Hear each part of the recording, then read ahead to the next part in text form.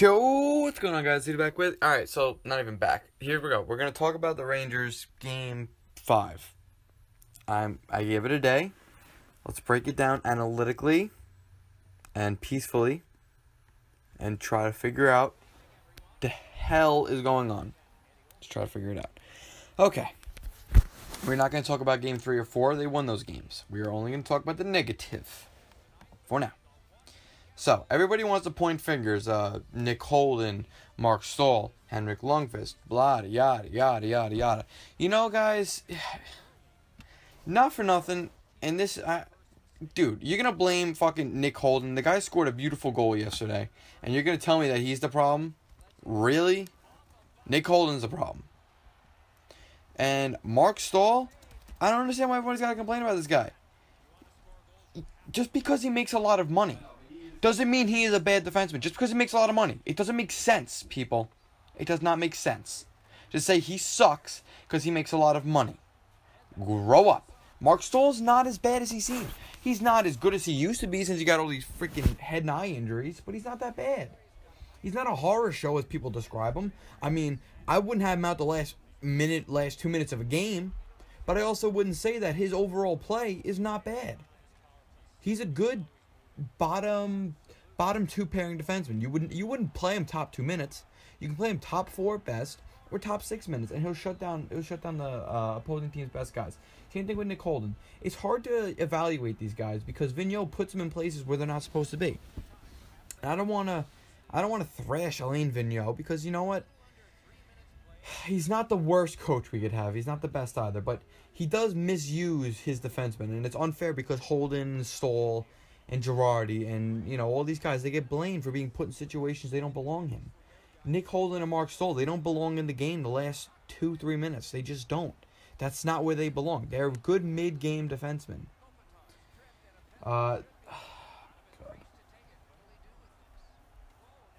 Yeah, alright, I'm not even talking about Stahl and Holden anymore. I'm so sick of this argument saying people saying Stahl and Holden suck. You have to watch them play. Mid-game, they are good players. We can't be upset at them because Vigneault is putting them in a position to fail. We cannot be mad at them. It's just not fair. Imagine taking a test that your teacher never gave you notes on. That's exactly what he's doing. Or giving you a test that's far advanced in what you have learned or what you're capable of. That is the situations that Holden and Stahl are being put in. It's not fair for them. And you can make the argument, you know what, Mark Stahl makes a lot of fucking money to not be able to play in that situation. You know what? You're 100% right. But who could have predicted this guy was going to get 2 or 3 concussions and probably not be able to see in one eye anymore? No one could have predicted that. And it's a shame. It's a stupid contract. It's another bad contract Glenn Sather gave out. But you know what? It's not Mark Stahl's fault he got the contract. At the time, he played up to that contract and he earned it. And then he got hurt. It is what it is. We can't be upset at him for that. I don't understand what the idea of hating these players are. It's not the players' fault they get hurt. It's not the players' fault they're being put in these positions. Now, I see people making arguments, put in Kevin Klein, put in Steven Kampfer, and put in Adam Clendening, and sit Stahl and Holden. Okay, you know what? Let's talk about this for a second. Kevin Klein is done. All right, his days in a Ranger uniform are done. He's 32 years old. The guy, he hasn't played a full season in his entire career. He hasn't had an 82-game season his entire career. The past 3 years alone, he hasn't even hit 70 games. In the past 3 years, has not hit 70 games. He has 73 career playoff games. He only has 19 points. Granted, we'd be bringing him in for defense anyways, but still. Kevin Klein is not the solution. He's not fast enough. He's not healthy enough. Not anymore. So, sorry, Kevin Klein, he cannot be in the lineup. As for Steven Kampfer, you're going to tell me you're going to put in a 28-year-old defenseman who's never played a playoff game in his NHL career in? Come on, guys.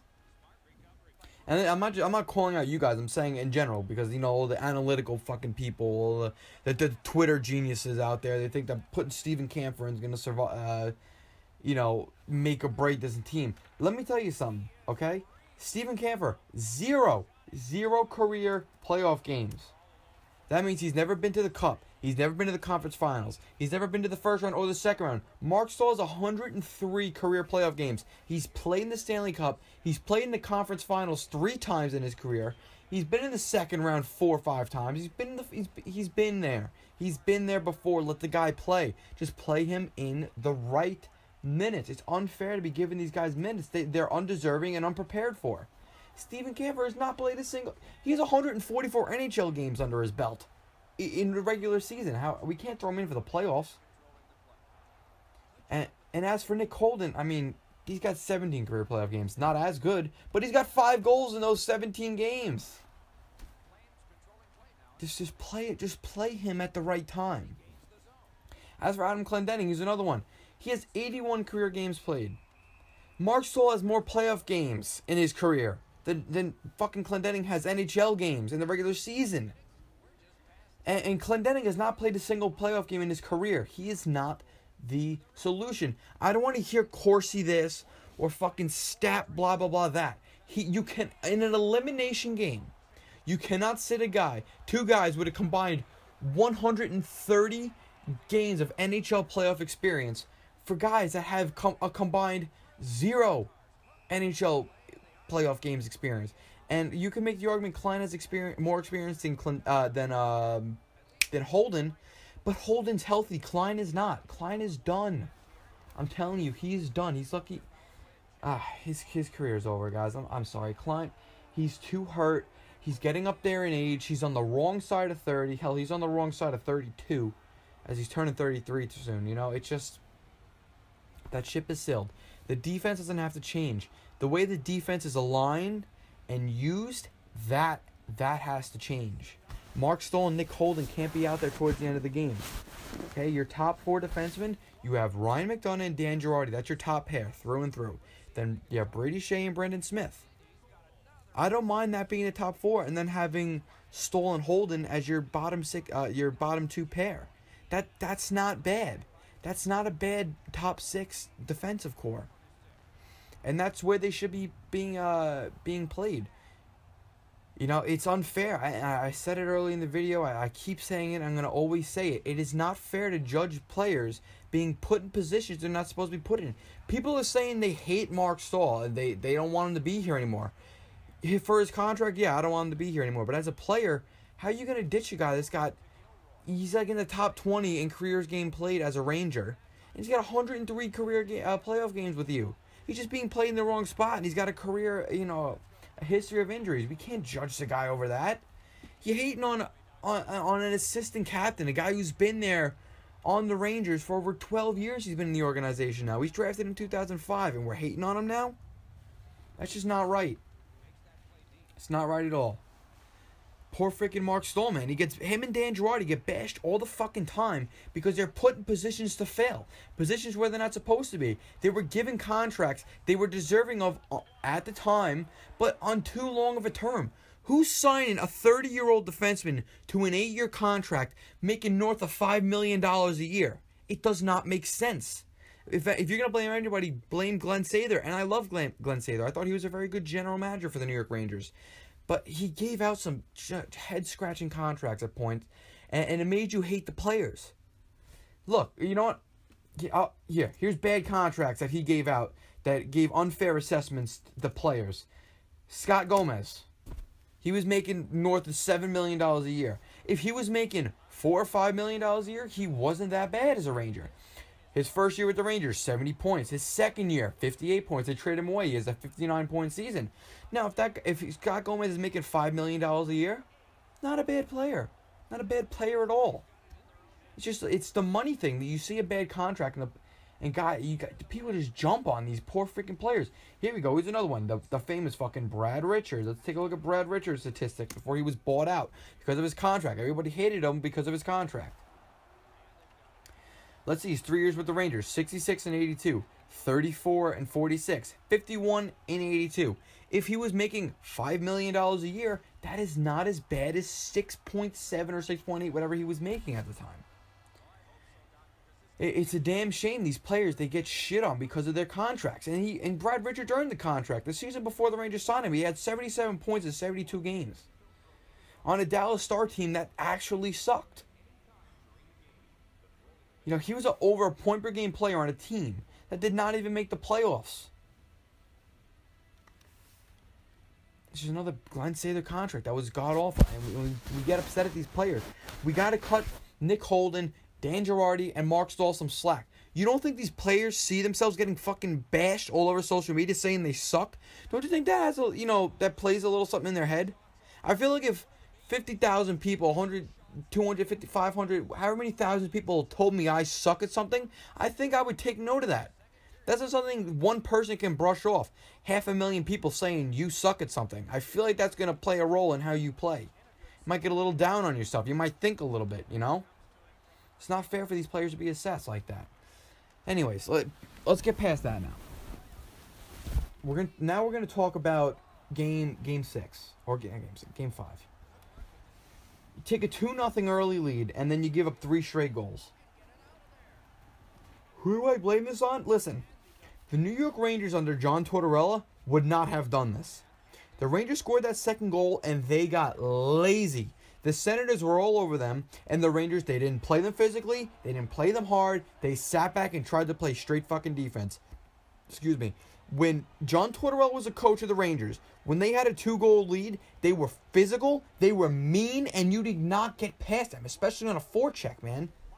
No one was forechecking on the Rangers when Tortorella was the coach, because he didn't take that. Vigneault was too nice. You're not going to get through the playoffs being nice to the other players. You got to have killer instincts. You got to go out there and you have to want to win.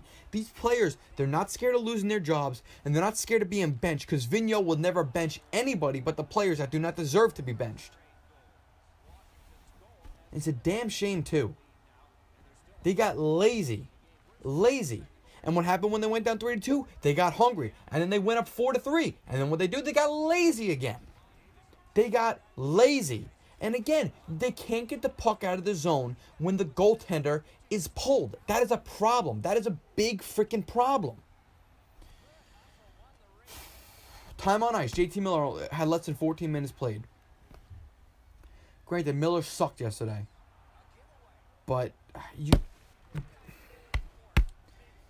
got to find the right time. In the offensive zone faceoffs, Miller's got to be out there. He's a good offensive player. Excuse me. He sucks defensively. But honestly, I'd rather have JT Miller out there than Kevin Hayes, who played 1 second less than 16 minutes yesterday. And honestly, Tanner Glass, man, he's got to be out there. He's got to be out there in the right situations. Foss played good. I can't complain about him. Kreider, I'm so sick of watching him. Stepan's, he fucking sucks. Another one. VC playing his heart out. Lindbergh playing his heart out.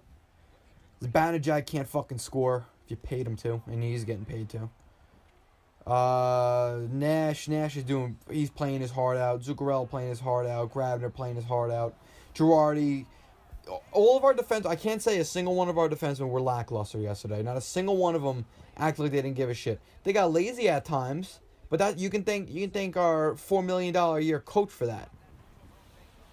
Henrik Lundqvist, I don't even know what to say to this guy. He stands on his head and then he gives up weak-ass goals. Unbelievable. And then you're looking at the freaking... fucking Erik Karlsson had 3 assists yesterday. The guy came into the series openly admitting he had fractures in his foot. How are you not plastering him every time you get a chance? How are you not hitting him? How are you not trying to put him on his ass every time he steps out onto the ice? How is this guy skating and not getting fucking nailed every single time he's out there? And I'm going to hear, oh, you never want to hurt a player. Shut the fuck. Grow up, people. Are you kidding me? It's just fucking playoff hockey. You play your heart out, you do what you have to do to win, and you hope your opponent feels better after the series is over. This is playoff hockey. There is no time to feel bad, all right? There's no time to worry about the other person's fucking feelings. Somebody's going to lose. That is how sports are. That is how everything is in life. One person wins, the other loses. Your goal in life is not to be the one that loses. So why do you give a shit about Erik Karlsson's fucking foot, where if you just eliminate him now, he's got all summer long to feel better and come back next year? Why do you give a shit about his foot? Why is he not getting pummeled right now? It doesn't make sense. Hoffman, skating around like he owns the place. Fucking Mark Stone, the big fucking tough guy, the power forward that picks on everybody underneath his size. Fucking unreal. Unreal how these guys are not being hit. Chris Neal played 2 minutes, fucking 2 minutes the last game. 2 fucking minutes, and they were scared of him. It's just unbelievable. And we were out hit. How do you lose a game and be out hit? That is embarrassing. And on top, they cannot hold on to a lead. It goes back to that killer instinct, that winner's instinct you have to have in the playoffs. Alain Vigneault does not drill that into his players. He lets them sit back on the leads. He lets them get lazy. Have you ever seen Vigneault yelling at his players on the bench? Tough love is needed in the playoffs, people. Not a hug and, oh, it'll be okay. That's not fucking hockey. That is not hockey. That is not real life either. Not everything's solved with a hug. You cannot baby grown-ass men on fucking skates that are over 6 feet tall, over 200 pounds, that's looking to kill each other just to win. You cannot baby these people, because what happens when you baby them? You lose. And then you get pummeled. Ottawa had 14 giveaways. We had 12, and we did not convert. We were outshot again. We did not have a single shot in overtime. We outshot 6-0 in overtime. Outshot 6-0 in overtime. What does that tell you? There is no instinct on this team. There is nothing. There is no killer instinct. There is no winner's instinct. He's wuss-ass coach. I'm so sick of this new style of hockey that is this NHL. There is no killer instinct. And the teams that have the killer instinct, they win. The Pittsburgh Penguins want to win. So what they do last year, they won. They did what they had to do. They did not give a shit about you or how you felt. They just won. That's how the Blackhawks were. That's how the Kings were. That's how the Bruins were. When these teams were winning, they didn't give a shit. The Islanders didn't win 4 Stanley Cups in a row, hugging and kissing the other team, and their coach kissing their fucking players' asses, telling them it was going to be okay. That is not how they won. Al Arbor was not like that. Mike Keenan was not like that with the 94 Rangers. Nor was Mark Messier.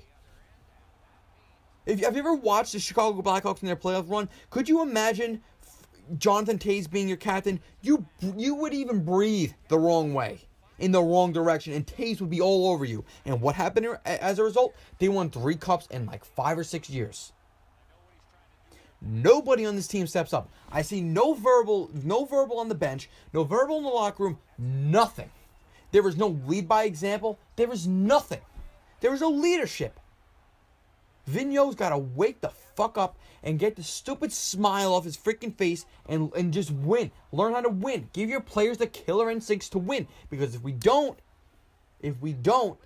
7 o'clock tomorrow night, we are done. 8 o'clock, whenever the game starts.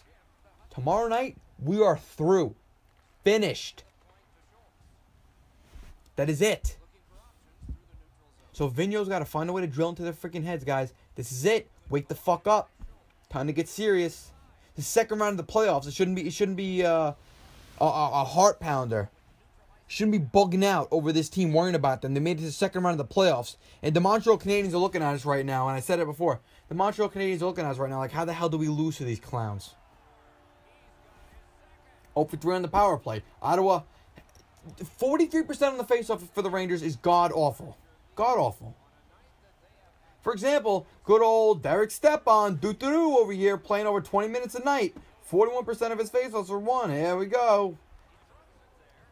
There he is again. Unbelievable.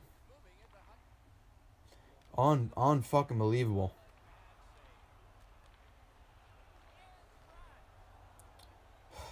He's a -1 throughout the entirety. Throughout the entirety of this playoffs. It's amazing. It's absolutely amazing. And he's not even on a short leash. No, Stepan, you go out there, you do you. You don't worry about it. As much as I hate Guy Boucher, watching him coach, I want to punch him in the face because he just looks like an asshole. And he complains about every little thing. He's a good coach. When those players come back to the bench, they are not hugged. They are not giving the easy way out. No, no, no, no, no, no, no. They are not given that. They are spoken to, and they are told what to do, and they listen. Because they don't want to be benched. And another thing, look around the NHL. Every single NHL team. Let's go to NHL.com. We'll take a look at this. We'll go to teams. Where are we? Right here. Let's go to teams. All right. Let's see. Every fucking team except the New York Rangers, it seems like, has that one ridiculous game-changing player. Every team has one except for the New York Rangers. And I'm not talking Ryan McDonough, because as good as he is, he's not the guy I got out there with 2 minutes left trying to score. He's the guy I got out there 2 minutes left trying to keep the puck in the zone, not put the puck in the net. Every team's got one but the Rangers. Anybody else notice that? Anybody? Because the last time the Rangers had one was when we had Jaromir Jagr. The guy's fucking 45 years old right now. Let's take a look. Take a look. Carolina Hurricanes, Jeff Skinner, Justin Falk.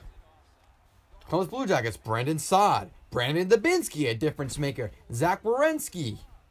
The New Jersey Devils, Taylor Hall, soon to be Nolan Patrick. Fucking that other asshole they got that annoys the hell out of me they got from Anaheim. Fucking Paul Mary. Just to name a couple. The Islanders, John Tavares, the Rangers. ... The Flyers, Voracek and Giroux. The Penguins, Crosby, Malkin, Kessel, Letang, blah, blah, blah, blah, blah. The Capitals, Backstrom, Ovechkin, Kuznetsov. The Bruins, Pasternak, Marchand, Bergeron. The Sabres, Jack Eichel. The Red Wings, Dylan Larkin, Henrik Zetterberg. The Florida Panthers, Keith Yandel, Aaron Ekblad. Fucking Barkov, Huberdeau. The Canadiens, Shea Weber. He scores. Alex Galchenyuk, Max Pacioretty. The Senators, Erik Karlsson. The Lightning, Steven Stamkos. The Toronto Maple Leafs, Austin Matthews. The Blackhawks, Taves, Kane, Seabrook, Keith. The Avalanche, Nathan McKinnon, Matt Duchene, Gabriel Landeskog, Tyson Barrie. The Dallas Stars, Jamie Benn, Tyler Seguin. Minnesota Wild, Mikko Koivu, Eric Staal, Zach Parise, Ryan Suter, and only this year for Eric Staal, but still. Mikael Granlund, Nashville Predators, PK Subban, Roman Josi, Ryan Johansson, Philip Forsberg, the St. Louis Blues, Alex Pietrangelo, Vladimir Tarasenko, the Winnipeg Jets, Patrick Laine, Dustin Byfuglien, Blake Wheeler. The Ducks, Perry Getzlaf, Kessler, Raquel, Fowler, Lindholm. The Coyotes, Oliver Ekman-Larsson, Max Domi. The Flames, Johnny Gaudreau. Dare I name more of them? The Edmonton Oilers. There you go, Mr. Connor McDavid, Leon Draisaitl. Here we go. The Kings, Drew Doughty, Anze Kopitar, Jeff Carter. The Vancouver Canucks. Oh, the good old Vancouver Ducks. They got fucking two of them and they're twins. Born on the same day. The Sedin twins. The Vegas Golden Knights. They're not even a team yet. Every single team but the New York Rangers. I can't think of one Rangers player that you put out there at the end of the game and expect to score. I can't think of one. Michael Grabner? You gonna put him out there in the last minute and expect him to score that game-tying goal? No. Rick Nash? Not anymore. Derek Stepan? The guy can't even skate. Zuccarello? Maybe. Is he a point-per-game player? Negative. It just amazes me, man. It's just every single team has that difference maker that can score. The Rangers don't. Granted, we got a lot of guys that can score, but they opt not to. Just amazing. It's just amazing. You want to talk killer instinct? Washington last night. They had killer instinct. They didn't want to lose. And it showed. They did not want to lose. And their coach, that ain't going to slide. You want to talk about a ballsy coach? Put your fucking best player, a generational talent, on the third line. Talk about ballsy, gutsy, and a good coach. And what does he do when he's put on the third line? He scores. Let's take a look. Let's take a look at the game center for Washington Pittsburgh yesterday. Let's see. Team stats. Hey, where is he? Where is he? Yep. He had a goal yesterday. And he had 6 hits. Throw him on the third line. Wake him the fuck up. All he had to do. Capitals, 38 hits to 15. Killer instinct. 32 shots to 22. Killer instinct. The want. The drive to win. That's all it is. They were down 2-1 at one point. What do? They scored 3 in the third period. Rangers would be lucky to get past the Senators, let alone one of these two teams. These two animals, the fucking Penguins and the Capitals. Couldn't even imagine what would happen if we played them the way we're playing Ottawa. Tell you that shit would not fly against these teams. Shit would not fly. It just amazes me, man. Absolutely amazes me.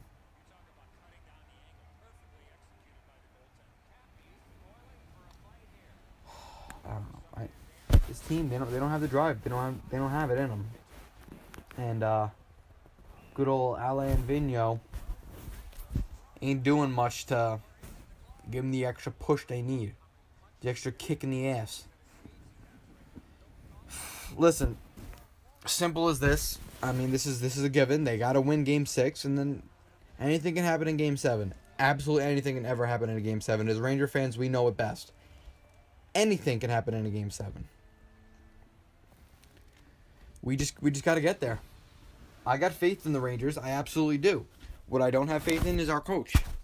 And I don't want to blame Vigneault, but what other choice do we have, people?